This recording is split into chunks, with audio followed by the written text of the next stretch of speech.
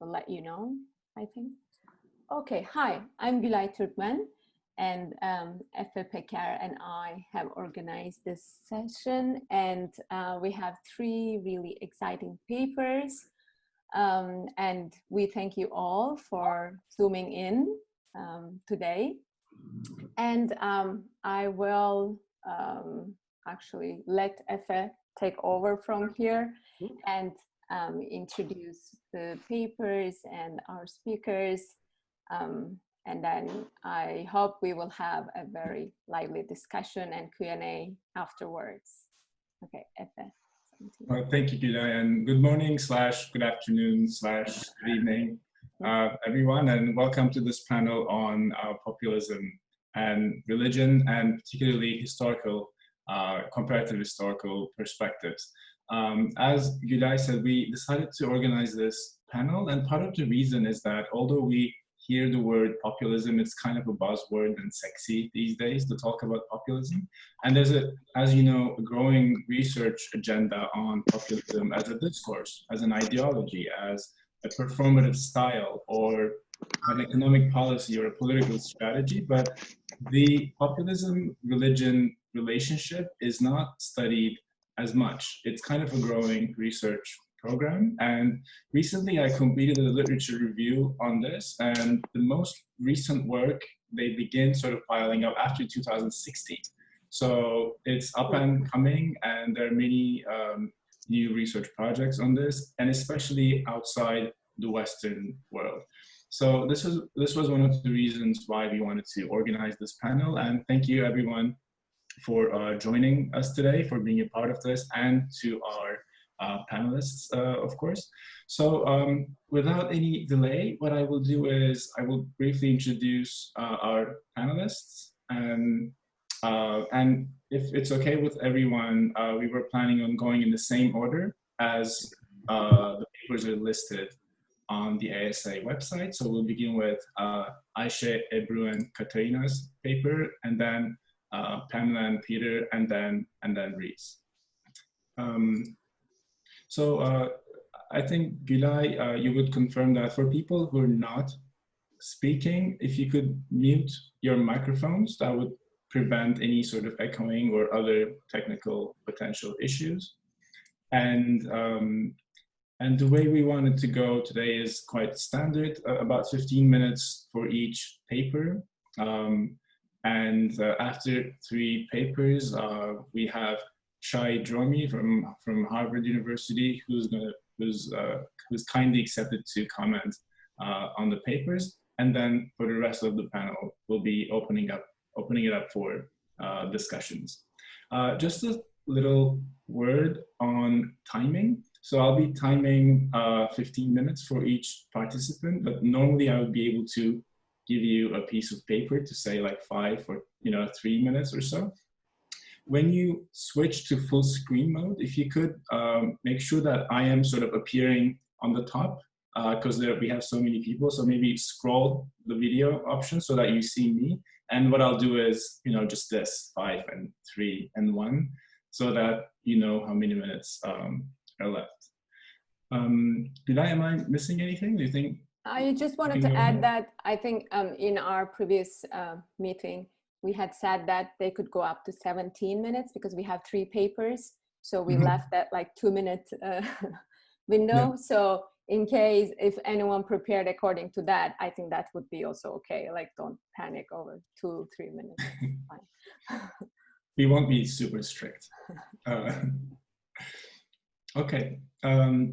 So if there's nothing else to add, we can start with the first paper. The title is Religion and Gender in the European Populist Right. And the authors are Ayse Serdar from Istanbul Technical University, Ebru Öztürk from Mid-Sweden University, and Katarina Giritli Nygren from Mid-Sweden University. So we start with the first paper.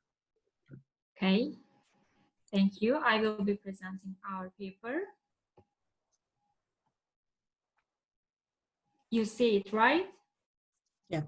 Okay. But not from there. Okay. I'd like to welcome you all on behalf of Ebru and Katarina as well. Today, in this presentation, we analyze the intersections of gender and religion for the European right-wing populist parties in France, Sweden, and Turkey. Well, there have been some recent attempts to develop a feminist theory of populism, but still gender remains mostly secondary to the anti-elitist construction of people in the populism literature. And this was our starting point, actually. We tried to find out where gender is in populism. And we all know that gender is, in fact, intersecting with all forms of groupness.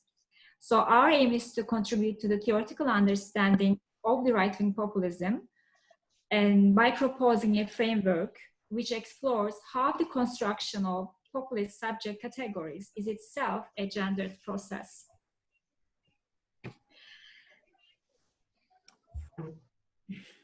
In our analysis, the articulation between the horizontal axis of exclusionism and the vertical axis of populism is very central. We benefit from a recent group of scholarly exchange on the articulations of between these two axes of populism and nationalism. As these scholars suggest, forms of exclusionism such as nationalism, racism, religion at the horizontal axis juxtapose the people against non-people, and the vertical axis of populism sets the people in opposition to the elites.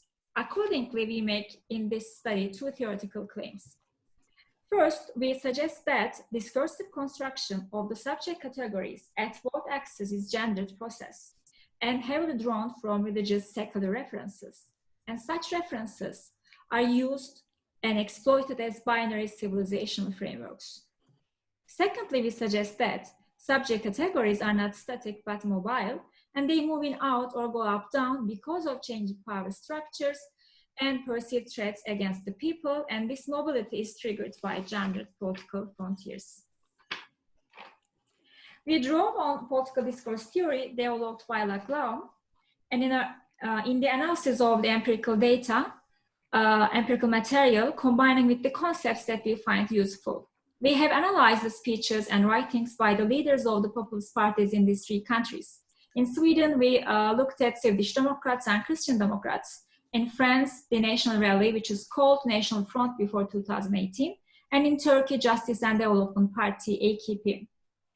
In addition to our individual interest and affiliation with these three countries we selected, they offer actually explanatory differences when it comes to religious, secular, and political formations, and they represent also different phases of the populist party progress.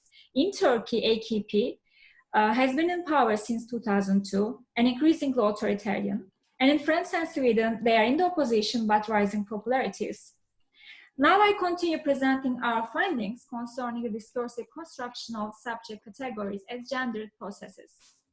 The right-wing populist parties tend to construct the people as ideal and morally pure category. In all the parties that we examine, the people is also imagined as being composed of heteronormative families. But in France and Sweden, the perceived threat of Islamization triggers the conditional movement of LGBTQ people from non-people to the people category. In France, the instrumentalization of secularism against perceived threat of Islam and the appropriation of the Republican values have helped the populist right, especially after the de-demonization strategy of Marine Le Pen, to weaken the accusations of racism and xenophobia. Through this culturalization of religion, secularism is redefined as an ideology of the right, as Peker suggests, which put Muslims and Christians in a comparative civilizational frame. And in such a frame, the people are supposedly inherently modern, secular, and defenders of gender equality, and mostly respectful of the gay rights. Here at the horizontal axis, the movement of LGBTQ from outside the inside is obvious. Hence, the populist right in France has taken up a more liberal attitude concerning the public debates on same-sex marriage and the adoption rights for same-sex couples, though they still maintain their pro-natalist heteronormative program. Likewise, in Sweden, the LGBTQ groups are excluded from the nuclear family formation, But when a more threatening other is identified, LGBTQ becomes an important component of what is seen as Swedish, representing equality and openness. Both Swedish and Christian Democrats still emphasize a binary understanding where women and men complement each other in a nuclear family, which is the basic entity of Swedish society. Gender equality thus becomes an empty signifier within the formation of the people. References to the Swedish people, their culture, their Christian Lutheran religion, have also replaced former appeals of safeguarding racial purity in the Swedish democratic discourse. In the Turkish case, the people is a nation people in AKP discourse, collapsing all three meanings of people as plebs, as demos, and as ethnocultural community into one, which is called millet in Turkish. The nation people is also constructed along heteronormative ideals, which are articulated with religious values. AKP adopted a gender justice discourse, which is in fact first initiated by Vatican. And gender justice, despite this, is considered a genuine, authentic alternative to Western-based gender equality, which is considered as a set of non-authentic values, imposing individualization or family planning, blurring all binary sex roles against the interest of the nation people. Gender justice discourse assigns, in contrast, complementary gender roles based on the God-created natures of the sexes and tightly intertwined with pronatalist biopolitics and serves well to the AKP's neoliberal agenda.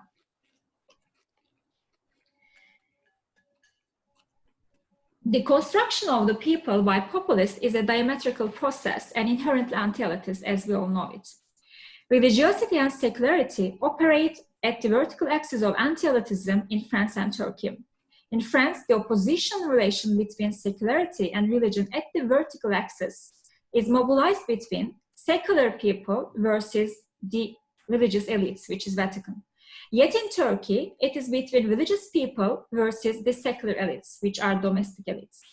In the French populist right discourse, especially during Marine Le Pen's leadership, the Catholic Church has been labeled as an elite institution, and Pope Francis has been criticized for being arrogant and getting involved in matters over which he had no concern, as she says. She also blames the ruling elite for disastrous projects embodied not only by the Vatican, but also by the European Union.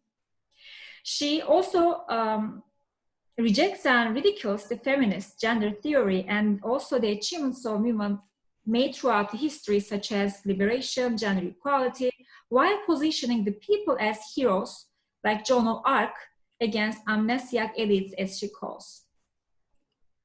In fact, anti-feminism in all the cases is supported by an anti-intellectualism. In Sweden, such pitting of a feminist elite against the people is exemplified by statements such as, quote, Sweden's feminist government is crawling for communists and Islamists, as Åkesson said in one of his speeches, the leader of the Swedish Democrats. Sweden is a secular gender equality regime with well-established gender policies and women's rights. Here, the vertical, top-down discursive battle for the hegemony in the society is very much centered around agonistic relationship between, on the one hand, the culture, Christian heritage, family-friendly politics, equality based on binary understanding of gender, and on the other hand, cultural Marxism, multiculturalists, and feminists. In the case of Turkey's AKP, anti-elitism relies more on civilizational references rather than on economic ones, in which gender plays a central role.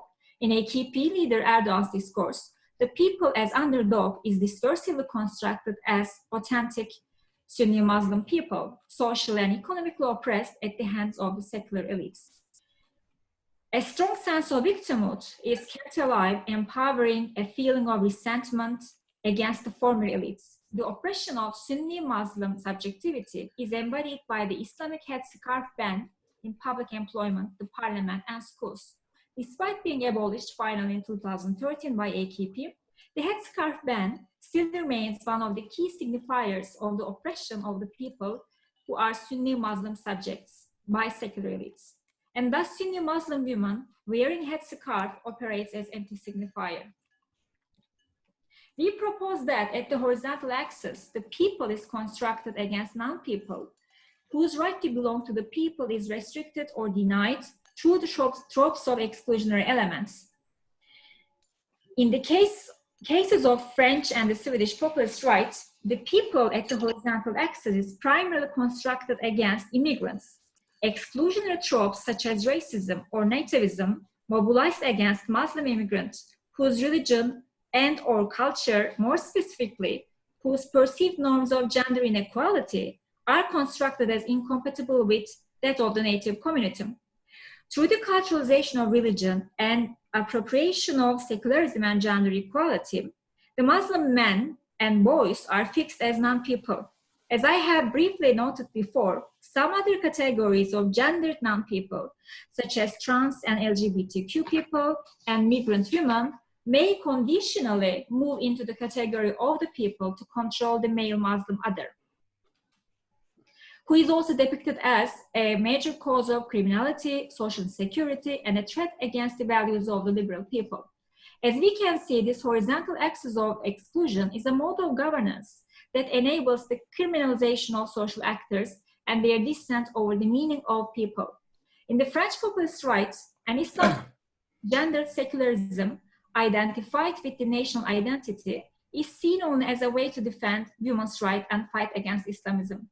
In the Swedish case, while on the vertical axis, an opposition relation between the people and the feminist, cultural Marxists, and multiculturalists are created, the same groups of elites are considered responsible from the threats emanating from non-people, and so considered a threat to the cultural Christian heritage of the Swedish people. In the case of AKP, people are primarily constructed against internal non-people, not immigrants, in other words. As a hegemonic power, AKP has increasingly become authoritarian and consumed the stage of logic of equivalence and been challenged by reproducing a meaning of the people exclusive through anti-elitism. Thus, more and more, AKP relies on the horizontal axis to define the people. They have come to push the feminists and seculars at large from vertical axis as elites down to the horizontal axis, where they, along with other subjects, are constructed as non-people. There they are not only detached from people for being oppressive, but alien and unauthentic, not having the normative national religious values of the people or the nation people. Non-people consist of various groups amounting virtually to the entire citizenry perceived in the opposition, but significantly including women who, according to this discourse, reject motherhood, feminists, LGBTQ, and politically dissident and ethnicized Kurdish women. In one of his remarkable speeches, AKP leader Erdogan makes an exception to his otherwise consistent pro-natalist attitude and expressed his concerns for the group of terrorist women who over-reproduce. In fact, in all three cases, perceived under-reproduction of the people and over-reproduction of non-people is a source of anxiety. So in this presentation, we propose a theoretical framework for the exploration of the populist rights discursive construction of the subject categories on the vertical and horizontal axis as gendered processes. Our analysis indicates that in addition to the contextual differences, the populist rights share significant overlapping elements. They all repoliticize gender, using it as a polarizing identity issue to construct, mobilize, and consolidate the pure, authentic, true people. In all the cases, the anti-elitism is both anti-intellectual and anti-feminist. In all the cases, non-people is criminalized and securitized, and its perceived over-reproduction causes fears and anxiety. In all the cases, the people is imagined as composed of heteronormative families imbued with traditional, either religious or secular values. Nevertheless, in Turkey, non-people are native, secular, and ethnicized others. In France and Sweden, non-people are primarily composed of Muslim immigrants seen as outsiders in a culturalized Christian secular civilization. Depending on the changing power dynamics and perceptions of threats, the subject categories moving out or go up down from axis. In the long-term perspective, the discursive construction of subject categories are dynamic and mobile, and their movements are triggered by gendered political frontiers. Thank you for listening.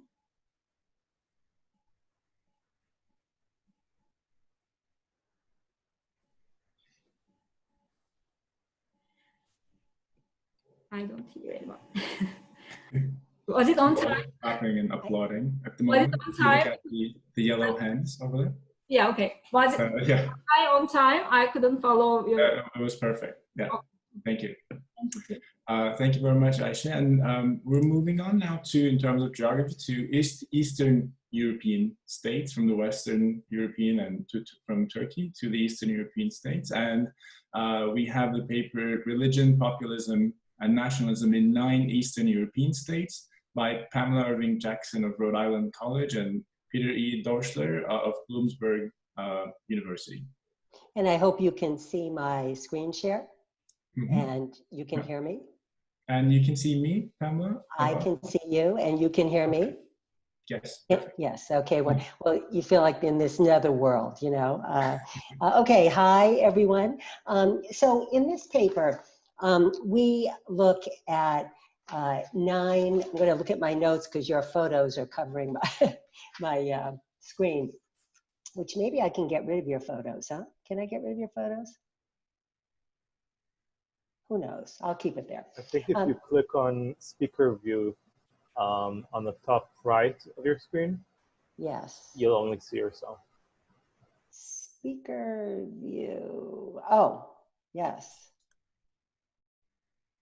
You know, I'm not seeing it right now, so I'm going to go back to full screen.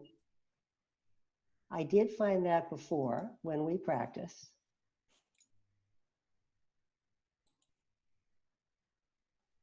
And I don't know why it's not showing, but I'm good. Anyway, we're looking at 9 Eastern European states to examine, let's see. Oh, I see it.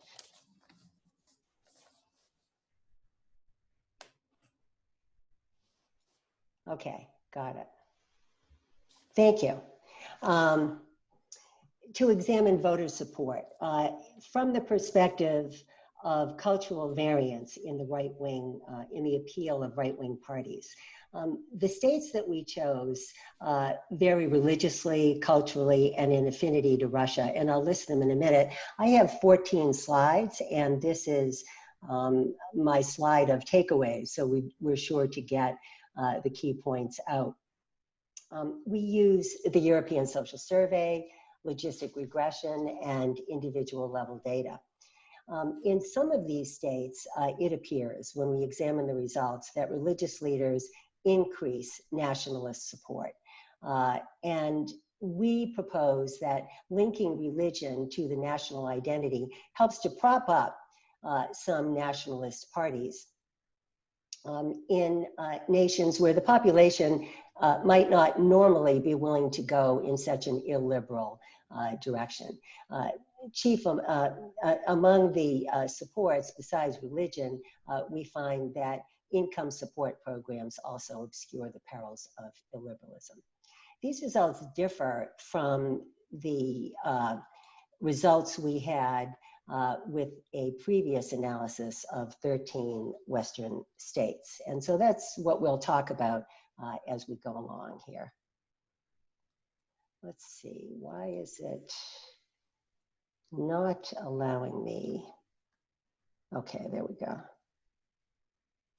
A question we ultimately ask is whether there are 2 different electorates in Europe. In Eastern Europe, say Hungary, Poland, and Croatia, voter support for illiberal Eurosceptic parties sometimes exceeds 40%. And this is despite the fact that these parties have received, the nation has received Article 7 warnings from the EU. The parties are destructive to the judiciary, to electoral processes, and to the media. We argue in the long run that multicultural state policies in Western Europe may have shaped an electorate that is somewhat more resistant to, hello? Could I ask everyone else to mute their microphones, please? It's okay. I'm trying to get my photos of you back. So I'm existing without photos of you, but I'll keep track of the time. Multicultural state policies in Western Europe may have shaped an electorate more resistant to the authoritarian party message. The West, after World War II, prioritized human rights over majoritarian popular sovereignty. In Eastern and Central Europe, after 1989, there was a yearning for national sovereignty and autonomy. So we suggest that the two different electorates have, of course, different histories and different cultural expectations.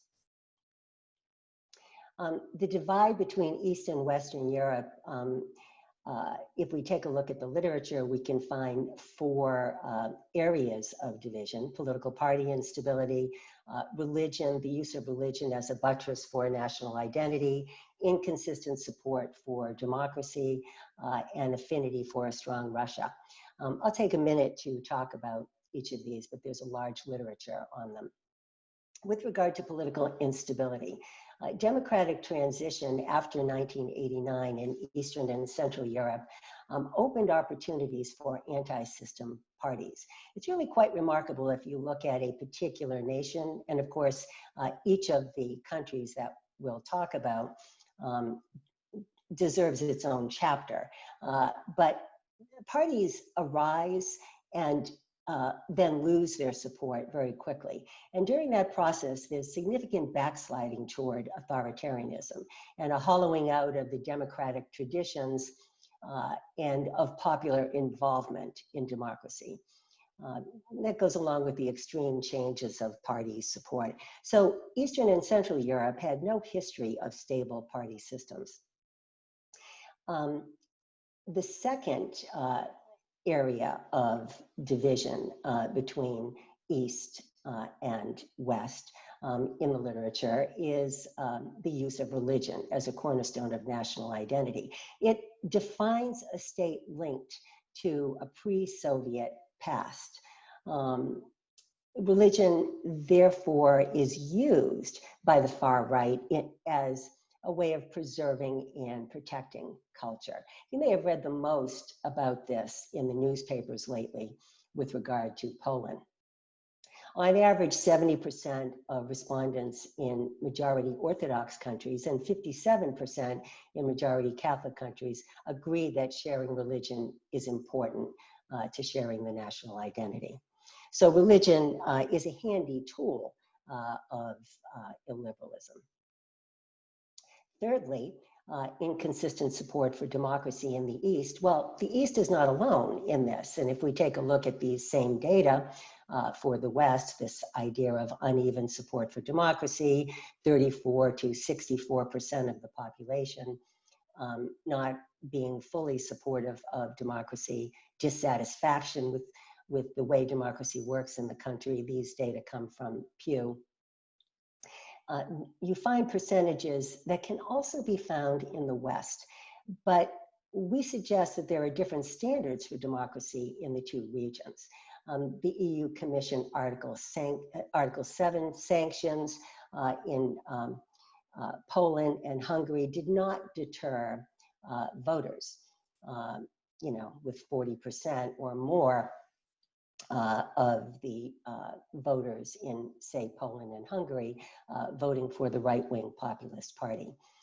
In the West, these parties typically earn a much smaller proportion of the vote, often 12% or so. And then fourthly, in terms of the division between East and West, we have the topic of affinity for a strong Russia, which makes sense. Some of the 9 countries that I'll list in a moment are majority Orthodox countries. They have a complicated historical and set of cultural connections to Russia. If you take a look at the results of the Pew surveys carefully, it appears that people in Eastern and Central Europe have a strong interest in working with the US and the West, but at the same time, they have an affinity for a strong Russia, to some extent as a buffer to Western power. In our current study of right-wing populist appeal in the East, we look at 9 Eastern and Central European states. The parties, here they are: Bulgaria, Croatia, the Czech Republic, Hungary, Latvia, Lithuania, Poland, Slovenia, and Slovakia. And these states were also covered in Norris and Inglehart's study. I'll describe the differences in our model in a minute. And among them, there are 18 populist authoritarian parties as defined by Norris and Inglehart on the basis of the Chapel Hill expert survey. We use the European Social Survey. These states reflect religious and cultural variation in affinity to Russia. And there are 6 majority Catholic states: Slovenia, Poland, Croatia, Lithuania, Slovakia, and Hungary; 1 majority Orthodox, Bulgaria; 1 religiously mixed, Latvia; and 1 majority unaffiliated, the Czech Republic. We have 2 dependent variables. The first is the vote for populist authoritarian parties between 2002 and 2016, European Social Survey rounds 1 to 8. And the second dependent variable is how the respondent feels in terms of closeness to the populist authoritarian party. Now, these are variables in the European Social Survey. Individual level predictors, logistic regression, as I suggested. And we began with a cultural backlash economic security model tested by Inglehart and Norris in 32 countries. We add 2 measures of personal grievance to that model: sense of being in a group that's discriminated against and fear of crime. We also add opposition to homosexuality. In terms of our results, we find that those who vote for authoritarian parties are less well-educated, less likely to live in cities, surprisingly less fearful of crime, even though it's a right-wing talking point. We think it's because they don't live in cities. More likely to be anti-immigrant and to mistrust global governance, more likely to hold authoritarian and right-wing values, to have higher levels of religiosity, which is different from what we found in the West, and opposition to homosexuality. Unlike in Western Europe, these voters do not mistrust national governance. We think it could be because the national government goes out of its way to court their support with income supports, as well as by appealing to religion. In terms of the predictors of feeling closest to the authoritarian party, we have similar predictors as for voting, except yeah, well, that's okay. that we're still good, right? Except that neither holding authoritarian values nor opposition to homosexuality predict identifying with the populist party. And so we were surprised at this. You know, the question is, why don't authoritarian anti-homosexual voters identify with these right-wing parties? Would these voters feel closest to more extreme neo-Nazi or white supremacist parties? And does the lack of emotional attachment explain the importance of the nation's traditional religion in propping up the authoritarian party? And so for our last 2 slides, we examine, I'll just describe some of our discussion in the paper. We put out there the understanding that, of course, the East joined a post-industrial Europe. Greater religiosity and I think I'll probably use mine. What are you doing? Greater religiosity and holding authoritarian values predict populist authoritarian party voting in Eastern and Central Europe, but not in the West. Now, after World War II, East Europeans were not schooled in multiculturalism and the importance of human rights as in Western Europe. And as I pointed out a moment ago, Eastern European states joined a post-industrial Europe with closing factories that made immigration appear superfluous and costly. This Europe of free movement had few economic supports for the average worker. After 1989, Eastern European states did not institutionalize stable party systems, even as they joined the EU 28. So Western party models may never have been a good fit for them.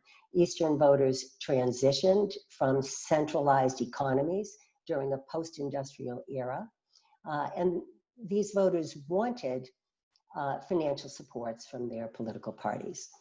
Voters accepted illiberal immigrant protections from austerity, maybe to some extent because they wanted the income supports and they identified with religious homogeneity. Our concern that we express at the end of the paper is that Western voters may like what they see and make similar demands. We think that European Union leaders understand the importance of income supports in keeping support for democracy because they've gone in this direction during the COVID crisis. Okay, well, I'm happy to answer questions during the Q&A. Thank you very much, Pamela. You're welcome. Try to get you all back. Before we move on, can I remind everyone to mute their microphones if they're not contributing at the moment? We had two little accidents, I think, during your presentation, Pamela. Sorry about that. That's quite all right. So make sure that your microphone is muted at the moment, please. Does anyone have an idea about how I can get you all back? I seem to have lost you all. I think, Pamela, if you stop sharing your screen, which is in the middle at the bottom. Yes, that's a wonderful idea. Okay, I'll work on it. You can go ahead and go on. If you see me disappear, it's because I'm going to log out and log in again if I never get it, okay? Okay, well, Pamela, if you could stop sharing your screen because the next presenter will be using their screen as well. Okay, I am trying to do this. Why don't I see stop share? It'll be right along the top. Stop share, got it, it's red. Did I do it? Yes, you did. Thank you, sorry. Yeah, no worries. Okay, thank you very much again. I got you. And we're moving on with the case of the United States right now. It's Rhys Williams from Loyola University, Chicago, and the title of the paper is Religious Populism in America and the Possibility for Democratic Politics. All right, thank you all very much. I appreciate this. Thank you to Gulay and FA for organizing, Shai in advance for his comments, and delighted to be on a panel in which I learned something about other parts of the world. So a win all around, thank you. Okay, I am following up here, or again, about 25 years ago, I published a paper on religion in American populism in the 19th century that was sort of a part of a different project. And that paper was kind of lonely for a while because there wasn't a lot of focus on religion in American populism at that time. Pleased to see that that has become a much more popular topic in the last few years, particularly as people try to explain Trump's appeal to white evangelicals. On the other hand, what this paper is going to do, I think a little bit more, is hopefully show the ways in which populism is built into American religion, as well as being built into American politics. So I'm going to offer, as I just said, an analysis of the deep cultural strains of democratic populism within American religion and religious culture And I'm going to argue that its genesis has been in the long history of pietistic Protestantism as a religious culture in this country, and that for cultural and legal, socio-legal reasons, certain dimensions of this culture have become more or less hegemonic and deeply inform US political culture. And then point out the elective affinities between American political culture and populist religious culture, and then finally make a case for a progressive democratic populism. Populism, in at least part because of the events and the trends in the other two papers and in Donald Trump's America, populism has become equated with right-wing or authoritarian politics. I don't think that's necessary, and I don't think it's necessary analytically, and I don't think it's desirable politically. All right, to begin with American religion. American religion, I'm going to argue, is fundamentally Protestant. The demographic dominance of Protestants is passing or has passed, but culturally remains resilient. And I put this up here in part because I teach at Loyola University in Chicago. And when I tell them, my classes, that American religion is fundamentally Protestant, they often just don't believe me. Their response is often, everyone I know is Catholic. And I tell them, well, Catholics often were persona non grata in the United States. They don't believe that Catholics were ever discriminated against because everyone they know is Catholic. So here's part of that case. The Protestantism, of course, has regionally varied in form and theologically varied in form, but from 1790, the first census, until 1850, 99% of the free white citizens in the US were Protestant. And there was still a Protestant majority in 2012. All right?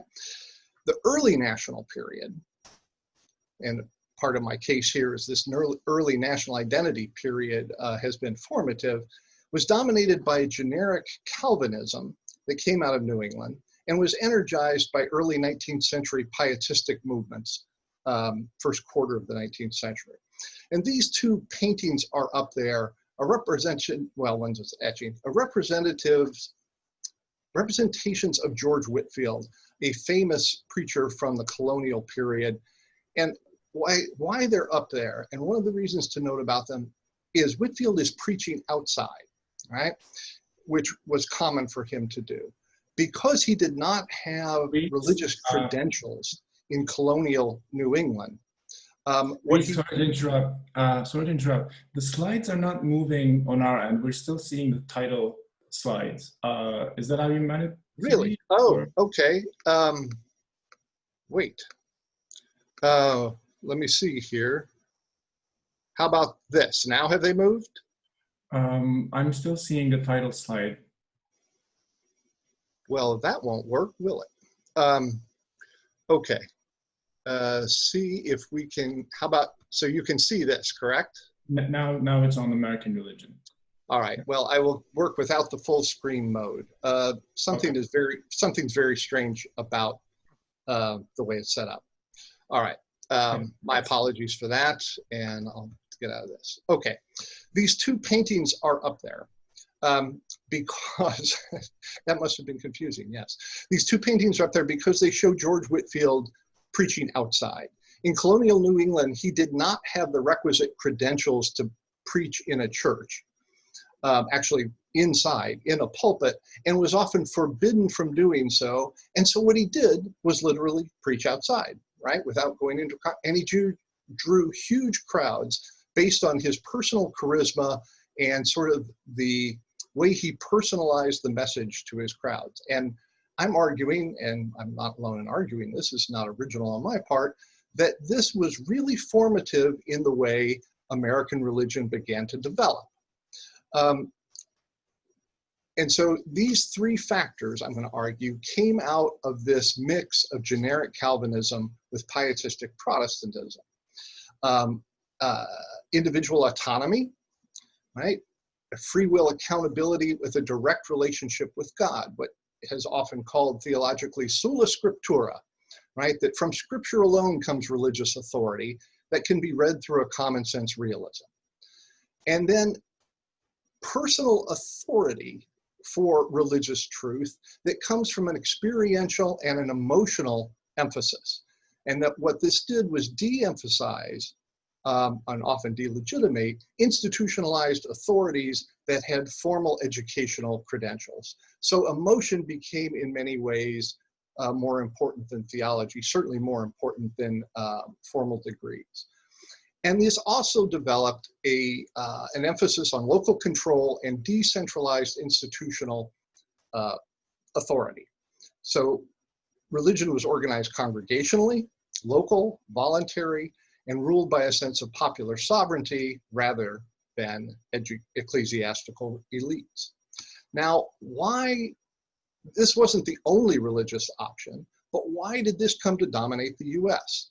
The argument is that as the settler colonies of first colonial Britain, colonial America, and then the United States, as they moved and expanded the frontier, it diluted the density of population, and because of communication and travel technology, it diluted the institutional control of authorities. So as late as 1740, the frontier for Massachusetts Bay Colony was Northampton, Massachusetts, and there was people in Boston had difficulty regulating what happened.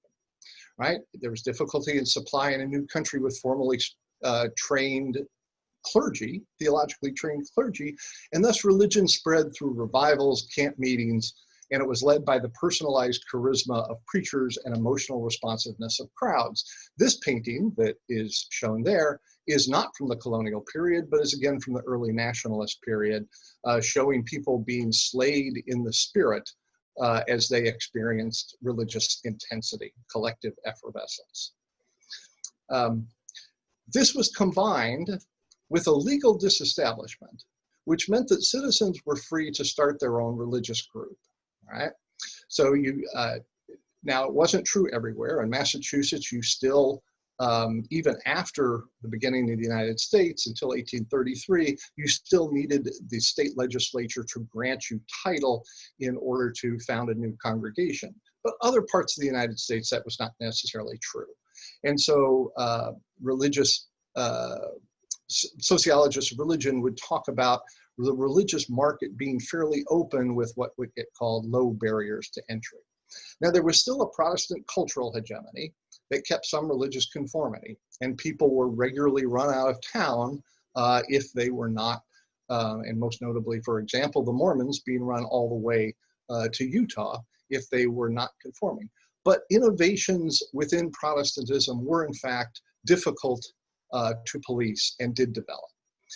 The next part of this argument, and for time reasons, I'm not going to develop it as much as might be in the paper, immigrants brought new diversity and new religions to the United States, but because of these socio-legal contexts, found in many ways that they adapted them, and in particular, a de facto congregationalism of learning how local voluntary associations could make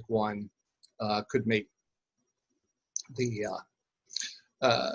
religious authority more popular and more grounded. So I'm arguing here that there is these affinities, right, between American Protestant religious culture and American political culture, right? Both put an authority in the people, whether it's a community of believers or the citizenry, right? Tradition's an important source of authority, but a tradition that places particular emphasis on the creation myths of the founding, either political or religious. And there's a perception of divine blessing of these origin moments. So whether it's biblical literalism in religion, or whether it's originalist legal constitutional interpretation, the wisdom to be found at the moment of creation, right? Historian Hughes and Allens have called this American Protestantism with its illusions of innocence that sees development since the purity of creation as a declension. Thus, there's this consistent Protestant impulse to restore first times. Crucially, the wisdom of the creation moment can be accessed more or less directly by everyday people in the contemporary era. You don't have to be a scholar or a legal expert to be able to read the texts, sacred texts, and understand them. and the faithful regularly carry pocket-sized versions of the text, whether it's a New Testament or the Constitution, and they can whip them out and do what gets called among evangelicals proof texting, cite you chapter and verse to support their argument. But in both American religion and politics, the individual is understood as living in a community of the faithful that has a popular moral wisdom bounding. Institutional elites are distrusted in part because they've strayed from the people. They've lost touch with the people's troubles and their basic moral goodness. They become self-interested. They take rather than producing value in return. So it's worth noting that in the last 2 or 3 decades of American life, as the nation has become much more conservative, right, general trust in institutional leaders and elites have declined. Now, this has been true for politicians for a while, but it's now also true of religious elites, right? Survey data shows this. This undermines the idea, I think, that conservatism in the US is necessarily deferent to established institutions and elites. A populist impulse makes it wary of elite authority and on both conservative and liberal side. And you can see this in the complaints of just big government or big business or outside agitators. So I want to turn now a little bit to making a case for a more progressive populism, right? And I put up here the logo of The Liberator, a weekly abolitionist newspaper founded and edited by William Lloyd Garrison, and then with some help with Isaac Knapp there, as you see, for a while. It was more religious than political, appealing to moral conscience. It had sermons in it and so on, but it was abolitionist. And it argued about the immediate freeing of slaves and promoted women's rights as well in ways that actually were not necessarily popular in the abolitionist movement more generally. So I'm going to argue here that the left in the US is necessarily multi-ethnic, multicultural, multi-religious, right? And we see this in particularly in contradistinction to the Republican Party, which has become the party of white Protestants, well, white Christians. This requires bridging social capitalism and negotiating coalitional diversity in many ways. And I also note that many communities of color, including immigrant communities, religion is central for the 3 reasons I have listed there. It's a safe space for solidarity and cultural reproduction. It's an institutional sphere of control and empowerment, and barriers against discrimination and along with socio-emotional support. Thus, a classical liberalism's privatization of religion is inadequate to building these coalitions, and so is centering technical expertise for communities that may not have that technical expertise. Right? So the populist imaginary, I think, has been and can continue to be a useful resource for progressives. As I showed in a co-edited book recently, to do a brief commercial here with a couple of colleagues, there is a lot of progressive religious activism in the United States, much of it quite local, quite grassroots, with many different religious individuals and religious communities doing work on a variety of issues. So if my argument is correct, the key to building a progressive populism is not to either hide the progressive label or to retreat from religious stories and identities, but rather to use the images and cultural themes that celebrate everyday people, including religious people, as the heirs to a country of opportunity and equality and inclusion. And I thank you very much and look forward to the Q&A.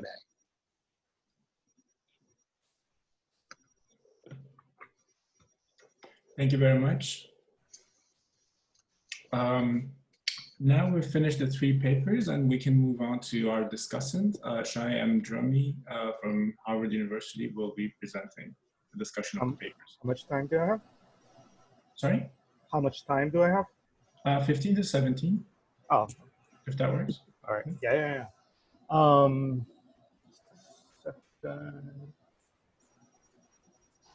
Okay. So hi everyone, thank you panelists, and thanks very much Gulay and FF for putting together this fabulous session. I really enjoyed reading these papers. They were timely. I thought they had various overlapping themes. It was a pleasure to bring them together. So I'll go in the order of the presentations.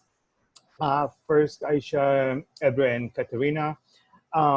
This is a great model that you're presenting. I think it really brings gender into conversations of populism and religion and makes a convincing case that this is indeed a warranted and needed intervention. The model that you're presenting, the vertical and the horizontal, is indeed very appealing. What I wanted to ask you about is for a little bit more information about how religion in itself comes into this, because you're talking a lot about populism and you're talking about gender, but I wasn't 100% sure what role religion is playing in this model. Is it a repository of available signifiers that can be mobilized for populist movement? Is it an inspiration for populist movement? Just to take an example, the issue of heteronormativity and about policies that promote traditional marriage and so on.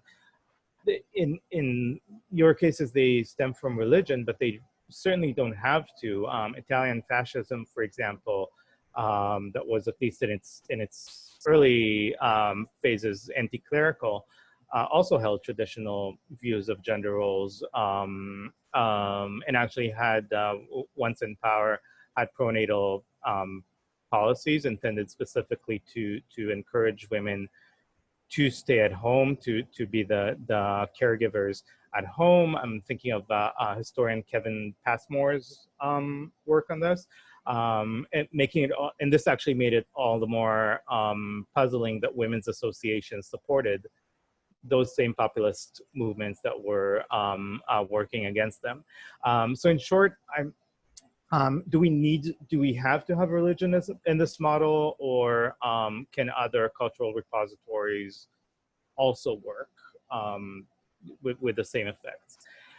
I also wanted to ask you about the comparability of your cases and to talk a little bit more about how you selected them. I agree that in all three cases there are clear religious traditions that are being mobilized, or conversely tradition of laicite. But at the same time, in Turkey, religion is very present in political discourse in various forms, both approving and disapproving. But at the same time, arguments taking religion as the justification for one or another policy tend to be more subdued in Swedish and French policies, where they have to take kind of a role of to be masked under other signifiers. So the question is really what the logic of the comparison between a country that's very highly engaged in discussions of religiosity per se, versus countries where religion isn't discussed in the same open, at least not in the same open manner. What is the logic behind this comparison?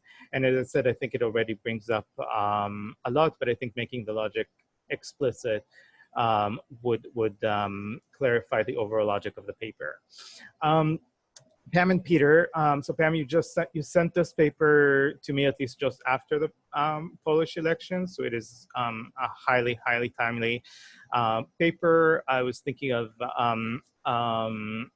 findings by political scientist Noam Gidron that show that right-leaning voters are more likely to vote for a far-right party, even if they disagree with some of that party's agenda, compared to left-leaning voters. So, for example, if just as you yourself show, if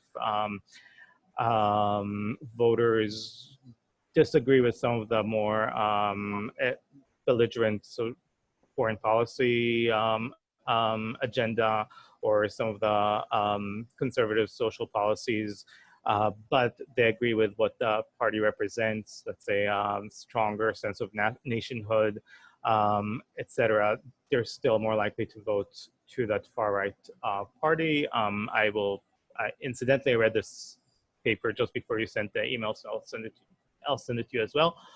I did want to ask you to say more about how you're envisioning the effects of post-war education in Western Europe on the link between religiosity and support for populist or conservative parties.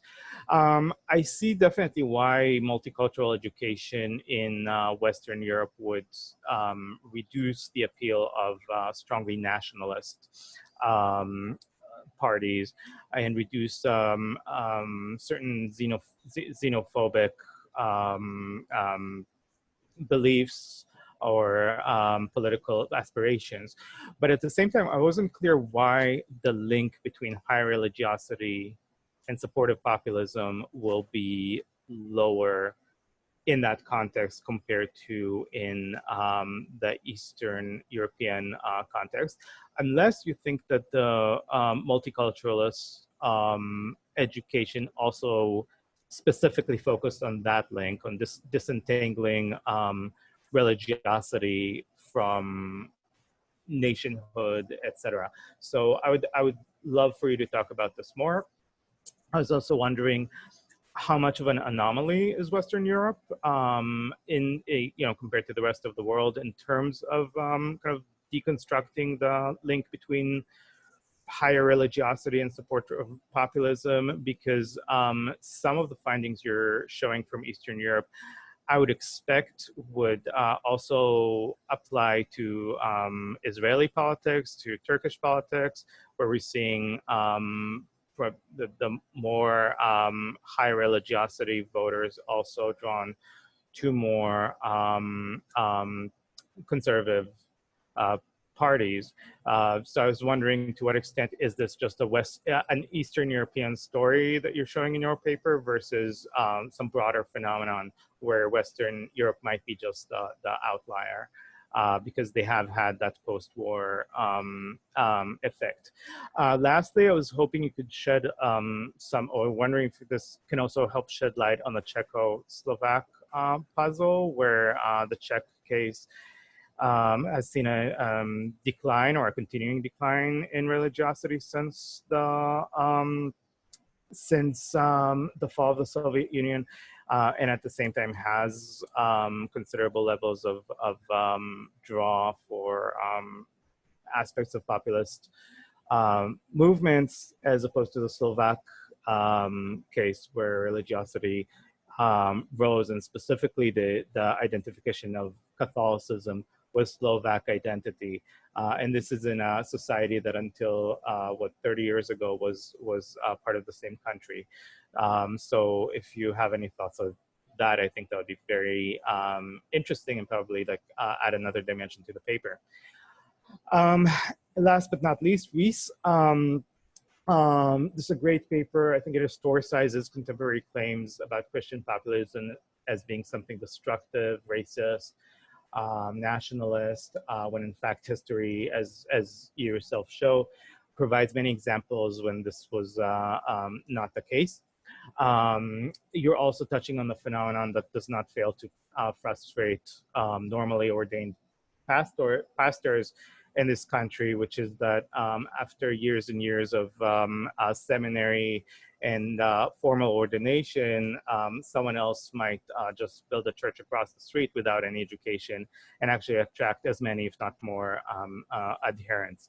I also thought this links nicely to work by Casanova, by Stamatov, and previous way, both of whom show that what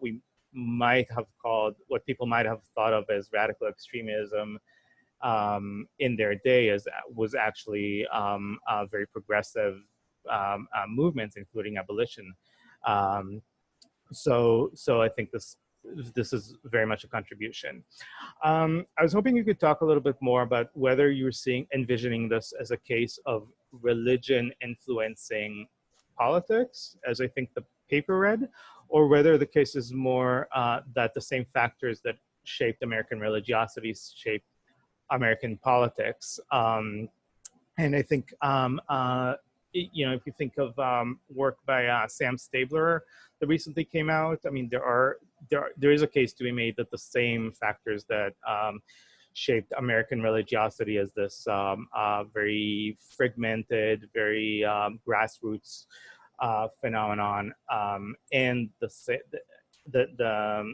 the same processes actually shaped American politics as a very localized grassroots phenomenon. Stabler has shown that that just the mere ability to get up and leave, that people in colonial times had, living on the frontier and being able to get up and build their own church and then their own town, if they disagreed with the local religious leadership or local political leadership, actually created a system that had to try to accommodate many differences and actually like be less hierarchical. So I'm wondering if that something along those lines may have actually had an effect on both religion and politics. It could be also other processes. Or if you are seeing this as religion affecting politics, if there is any additional evidence you can show that this was the causal direction. I also wanted to ask you, well, many other countries adopted a religious backstory to their founding. You know, so Borski shows us about the Netherlands, but there are many other European countries. I'm wondering if, you know, if in that context, there's the fact that the US also holds such a myth is indeed consequential for the types of politics that the US developed, or is this more of a phenomenon that many other countries have produced in order to justify their independence? And lastly, given the fact that progressive populism is part of our of the United States history, what do you think failed over the past several decades that that has caused us to think of populism as an inherently right-wing phenomenon, especially religious populism as being almost equivalent with Christian nationalism and such? So if you have any ideas, I'd love to hear. Yeah, other than that, I think it's a fantastic contribution. It's really exciting.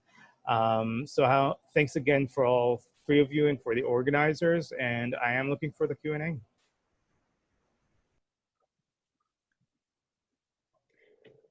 Thank you very much, Shai. So before we move on to the Q&A, we have about 35 minutes. So what I'll suggest is each panelist can take about 2 minutes to briefly respond to Shai's comments, maximum 3 minutes before we get to the Q&A. Ayse, would you like to start with that? Right. Thank you for these inspiring questions, Shai. Well, I think I can say a couple of things concerning the first question, that is about what is the role of religion in this model, such as heteronormative could be supported without any reference to religion and these kind of things you ask. I think we start with a question around gender initially, understanding gender in right-wing populism. And then we quickly realized that this or that way, gender in the populist, right-wing populist discourse is articulated with religion or secularity. And we do not claim that they are instrumentalized or constitutive in the same way or same degree. But we can say that in the European context, especially countries like France and Sweden, when they encounter with the religion of the other, the perceived other, they kind of think that secularism is not enough. At least we can say that this is true for the Swedish right-wing populism. So they recall religion in a more cultural fashion to build up a boundary between the perceived non-people, as we say here.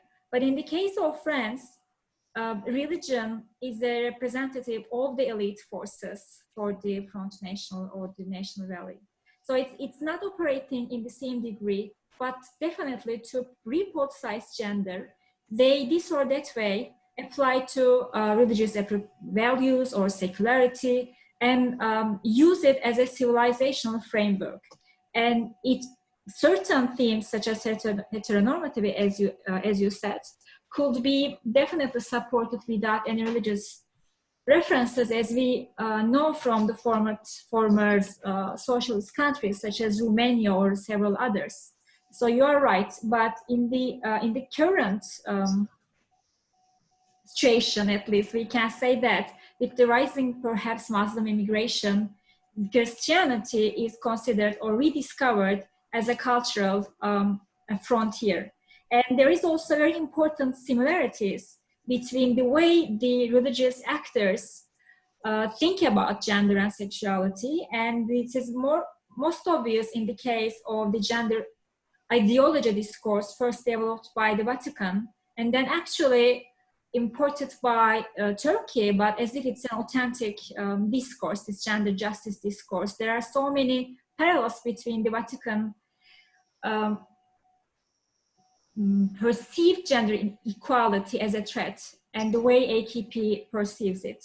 And the second question, briefly, comparable to all cases, this is a question that we have recently got quite often. And I think the reason is that Turkey is considered as an outsider, as a secular but Muslim majority country, and then not only populist, but also an authoritarian government. So, and we are aware of these important differences. But I think in a comparative perspective, we can still outline important similarities that reveal the logic of right-wing populism, how they construct chain of equivalence through these religious and secular elements, which are always articulated with gender. And gender and sexuality are so fundamental in the way that people or nation think about itself. And I think the differences between Turkey and two other cases are important in that sense. And one last thing is that I think Turkey is interesting in a comparative perspective because it's showing the inevitable, maybe, end point of the right-wing populists, that even though they politically solve the problems such as the headscarf, they do not let it go, and so they repoliticize the issues and reshuffle the issues to reproduce the non-people versus people or people versus elites. It was a challenge to compare these three cases, but we hope that in some way we have succeeded. Thank you. You want to say something, Ebru? I don't know. If we have time, maybe later Ebru can say something. Thanks. Thank you very much. But before moving on to Pamela's short response, if you have a question to ask any of the participants, in the chat on the right-hand side, just write stack. I think that's the common Zoom practice right now, or question. So what I'll do is I'll go from that list. Tony already wrote stack, as you may see over there. So just do that, and then you'll have a chance to ask a question. Pam? Hey, Shai, I appreciate your comments. With regard to the first one, can you hear me? Okay, yeah, all right. With regard to the first one, that I remember anyway, the significance or the lack of significance of religion in voting for right-wing parties in Western Europe versus in Eastern and Central Europe, we were quite surprised. In fact, those results for Western Europe and 13 Western European states are published in the Societies Without Borders, an 2018 article. And religion is significant, but in a negative direction in Western Europe. That is, those who are more religious are less likely to vote or to feel closest to the right-wing party. So here we found the opposite, that it's a positive, significant relationship. And that got us thinking a lot. To some extent, we feel that the kind of cultural development that went on in Western Europe after World War II was, of course, quite different from the Communist Party indoctrination and the Central Party values that were put forward, central values of the Communist Party in Eastern and Central Europe.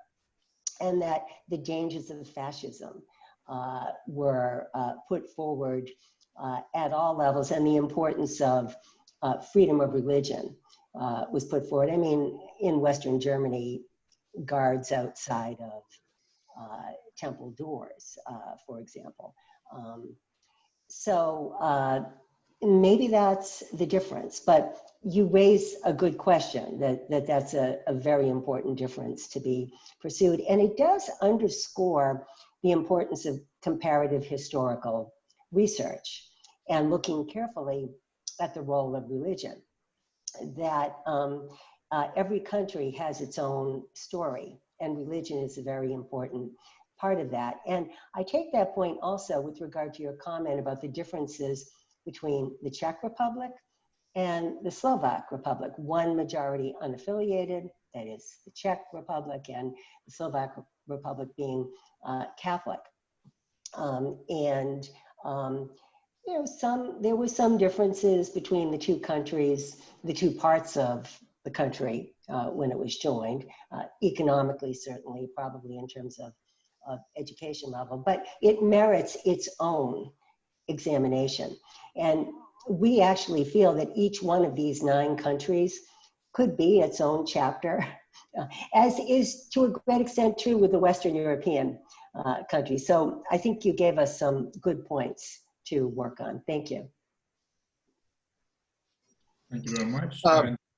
Yes, thank you, Shai.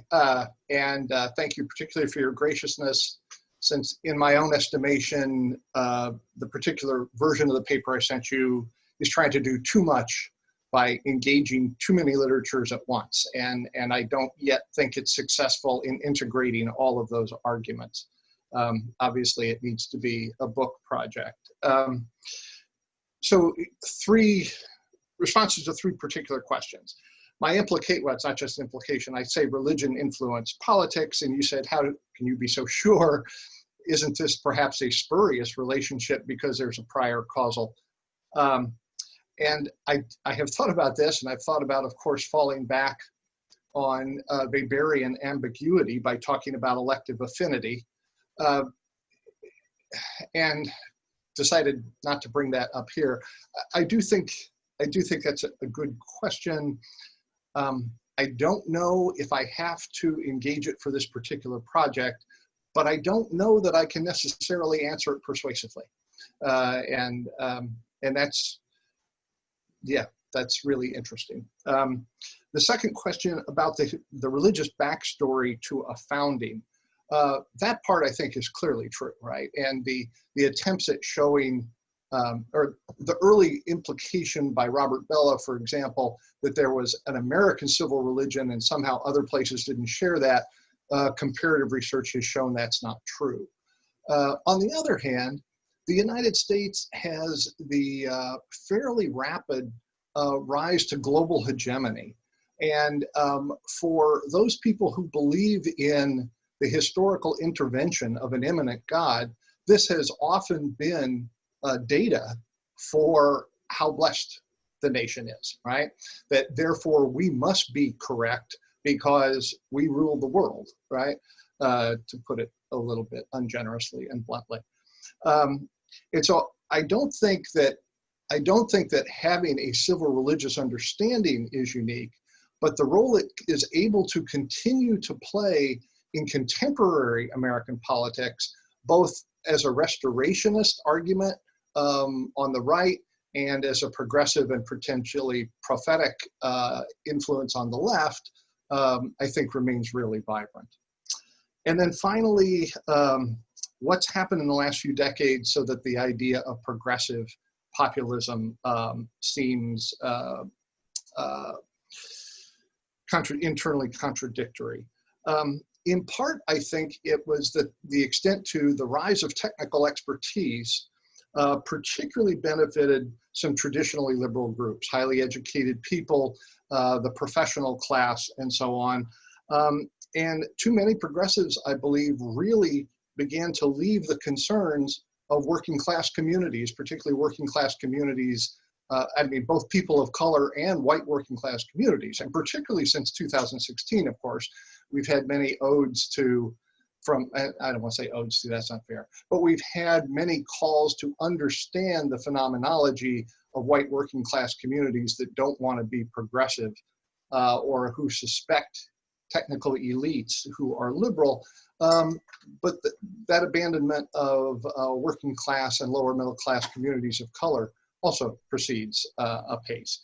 And I think that that's been one of the issues. And one, very quickly, I'll point to the difference between the attempt at some kind of national healthcare policy that began in 1992 in the first Clinton administration, which began completely top-down and was seen as being a matter of completely top-down, and partly because it was associated with Hillary, it was also stigmatized, versus the success to the extent he was able to achieve it in 2014 by Obama, in which it played out as a much more, and we all believe it's imperfect. We all believe it is, maybe we don't all believe, but it's institutionalized private insurance in many ways in the healthcare system.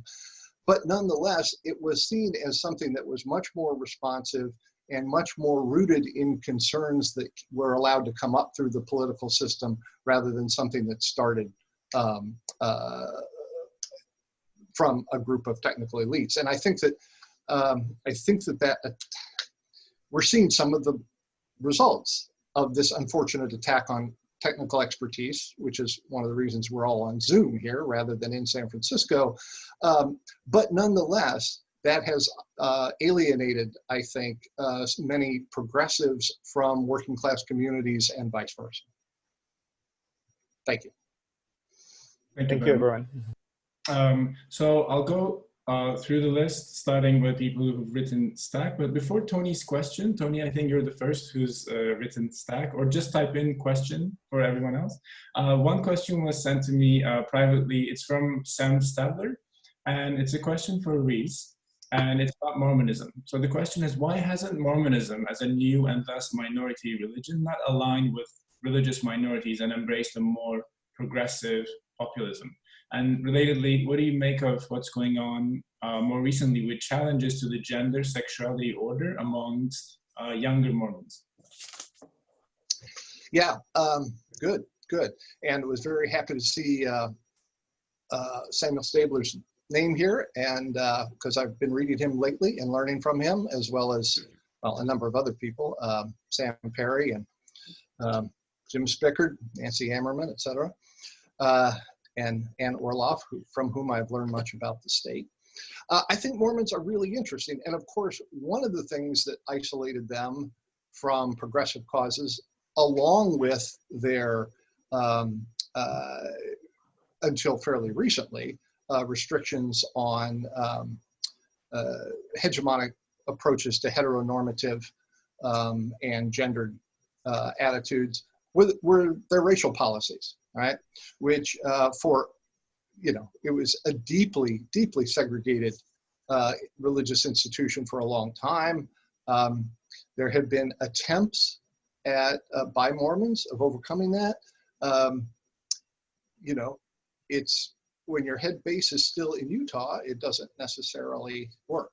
I remember the first non-white appointment. I'm not myself Mormon, but paying attention to this, I remember the first non-white bishop who was appointed, and it was American Mormons were saying there's a black bishop now. Well, turns out he was in Brazil, and given Brazil's racial order, he wasn't black, right? So even there were difficulties trying to accommodate itself to a diverse racial order.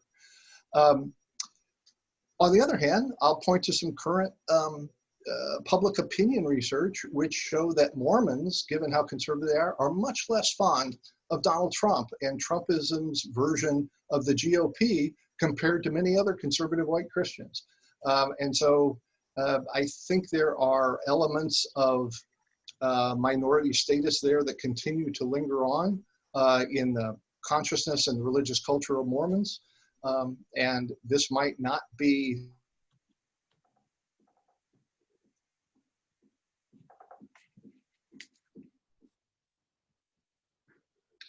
Have we lost Reese? We somehow lost Reese. Froze. is set for all time. Oh, okay. Thanks. He's back. Okay. Reese, we lost you for a bit, the last 15 seconds or so, if you don't mind repeating. The last 15 seconds or so, we lost completely, froze. And your microphone is muted. Oh, I'm sorry. You lost what I was saying at the very last second? Last 15 seconds or so, yeah. I'm sorry. I think when I was saying something about contemporary public opinion showing that Mormons are less satisfied and more critical of Donald Trump's version of the GOP and policies than are many other conservative white Christians. And so while there may be a culture and a self-understanding of minority status about Mormons that allow it to, and certainly their regional concentration, that allow them to think of themselves differently than many other conservative white Christians, and thus may, what has been true may not be necessarily true going forward. Okay. Thank you very much. Tony, for your question. Hi, everybody. It's nice to see everyone. This is such a terrific panel. Thanks so much to Gulay and FA for organizing it.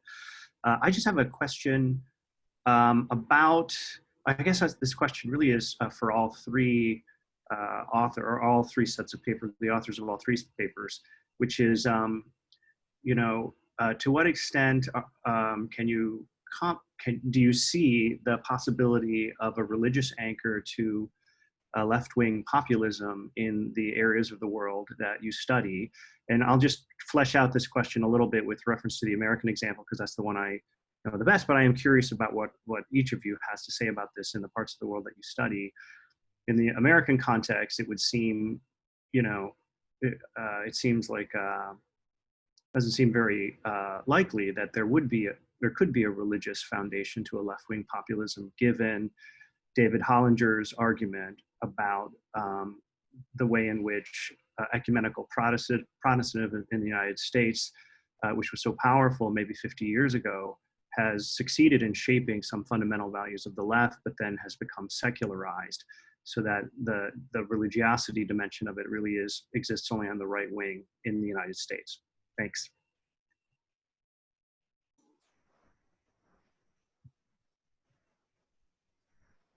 Well, I'll respond in terms of Eastern and Central Europe quickly. You know, the Polish case has been in all the newspapers, so I'll comment on that because Radio Maria, I'm not, if anyone speaks Polish, correct my pronunciation, is a Catholic radio station, or at least is being used by the Catholic Church in Poland to support the right-wing populist government, and is particularly effective in rural areas. Now, we saw some resistance in Poland, right, to stay with the case that many may have read about it recently, and that was a close election, you know, given what the right-wing populist government had going for it in its control of the airwaves. It was still a very close election, and The Economist has since urged that government to take account of the fact that it was close and make peace with liberal democracy, but they don't appear to be doing that. Could religion go in the other direction there? Let's say it's the anti-homosexual idea or value that the church is proposing. One of the issues in Europe in general, both in the East and in the West, is that many Europeans are secular. These are largely secular societies. And so when religion comes in, it's appealing to a minority of people who may have held religion as important long ago. So I'm not sure. It may depend on the extent to which the church seems relevant that would influence its capacity to lead a progressive movement. I grew up Catholic, and I see all those progressive strains coming from the Catholic Church. I don't really see them anymore. I saw them when I was much younger. They're somehow there in the ideology and in the set of beliefs, but I don't see people drawing on them. Maybe Reese can guide us a little more on that.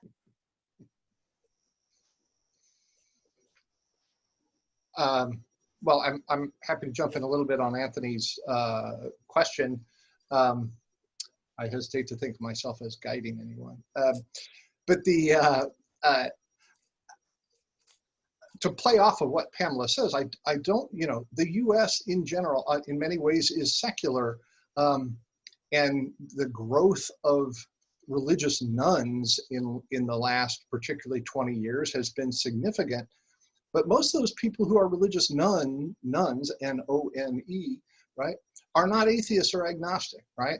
There's a spiritual diffuseness in the culture. There's a lived religious practice, as Nancy Ammerman calls it, that in many ways is unorganizational, sometimes even anti-organizational.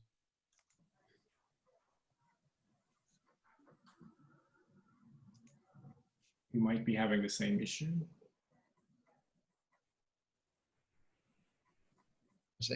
But nonetheless, and if we look at the Newark.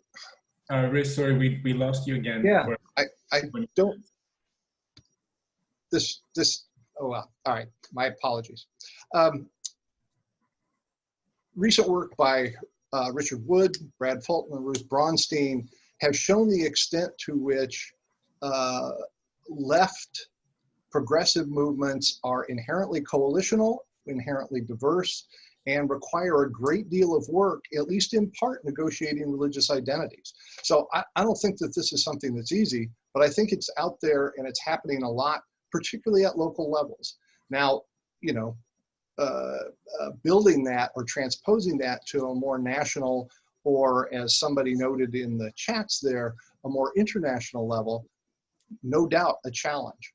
But I'm not willing to give up on the idea of a democratic progressive populism, particularly with the increasing relevance of immigrant populations and different groups to American life, and the various types of diverse religious sensibilities that they bring. I can continue. That's okay. I was wondering the left-wing populist experiences that I am a little bit familiar with, such as Syriza in Greece or Podemos in Spain. In general, I think European left-wing populists are identified with secularism and the way that they embrace religious multiculturalism is through secularism rather than adopting Orthodoxy or Catholicism as a, from a left-wing perspective. I think it's possible in the context such as Latin America, where there is a historical heritage of certain liberal church formations. Otherwise, in the European context, I don't know. This is an empirical answer, but I really don't know. And I can say something for the Turkish case. In the Turkish case, there is no left-wing populism, in my opinion. And the way that religious freedoms are defended is again through secularism. and that is kind of the only way that is so far tried in many countries, including Turkey, France, and Sweden. I think the cases that we studied. So it's I think a structural exception to have left-wing populism, which is through a religion making these claims.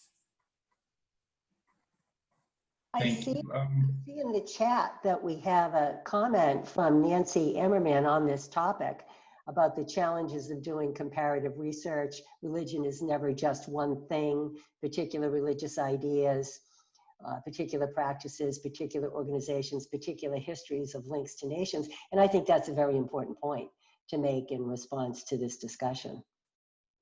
Well, definitely. I was going to get to that. Sorry. From Anne Orlov's question, which he sent to me in private chat. So one question, and we can maybe finish with this in the next 4 minutes very quickly. Whether you think gender traditionalism, in quotation marks, or complementarity might serve as a basis for alliances across right parties in different countries. And from that question more generally, maybe linking it to Nancy's and Chris's comments. One of them is about how do we do comparisons about a thing that is not the same thing in different places?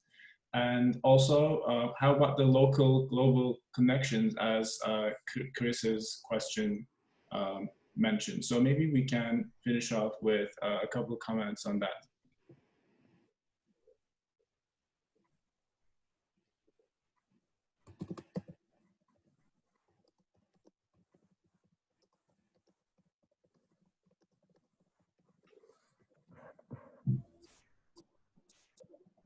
Can I say another word?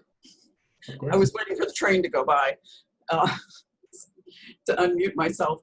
I think one of the really important things that this kind of research needs to take into account is also the really intense transnational networks that exist on both the right and the left, transnational religious networks.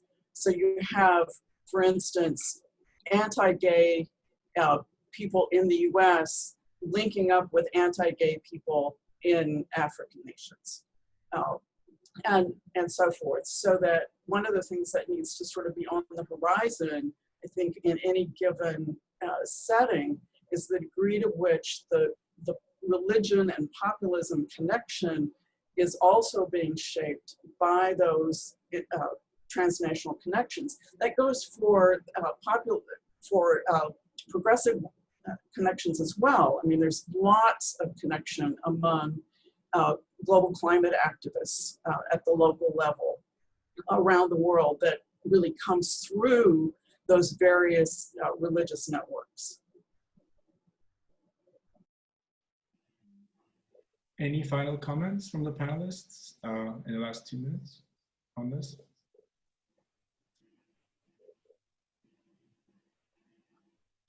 I was going to say something to Reese, and I think I read a similar comment concerning anti-institutionalism of the American religion as a positive thing. It could be a positive thing, but there is also a lot of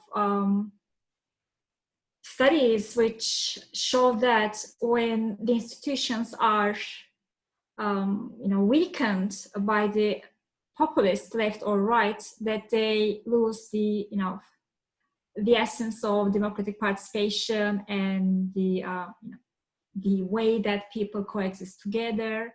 And so there is I think a risk, at least in the way that we attribute positive things to being institutional, or not recognizing certain institutions as an authority, which can lead to anti-intellectualism, for example, not considering, universities as capable enough on speaking on the issues, etc.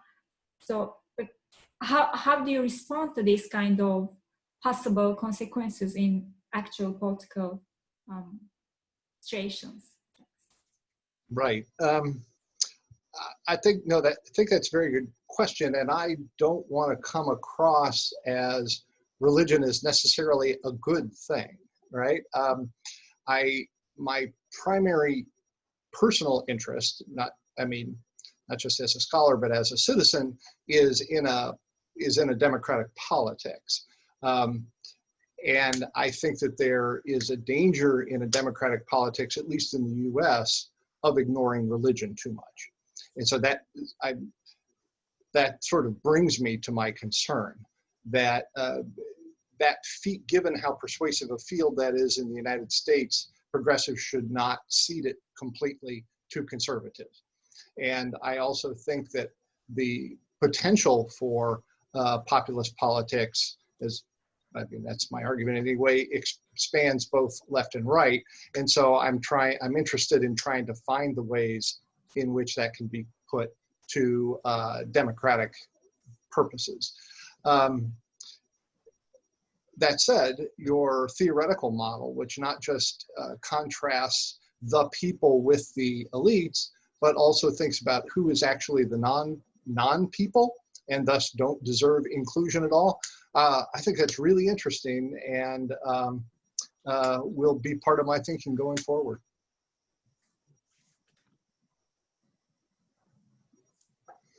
Well, thank you, everyone. I think we're officially out of time.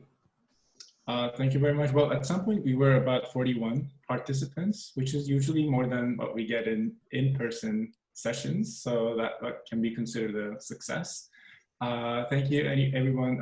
Thank you, first of all, the panelists and our discussant, Shai, and also everyone else who contributed and joined us today. Feel free to write to us, send us things. Exactly. And thank you to the organizers. Yes. Really great Thank great you. panel. Thank you very much. Thank you very much. everyone. Thank you. Our pleasure, and enjoy the rest of the online conference. Thank Yeah. you. Thank you. Thank you. Bye. Bye-bye. Bye. Bye.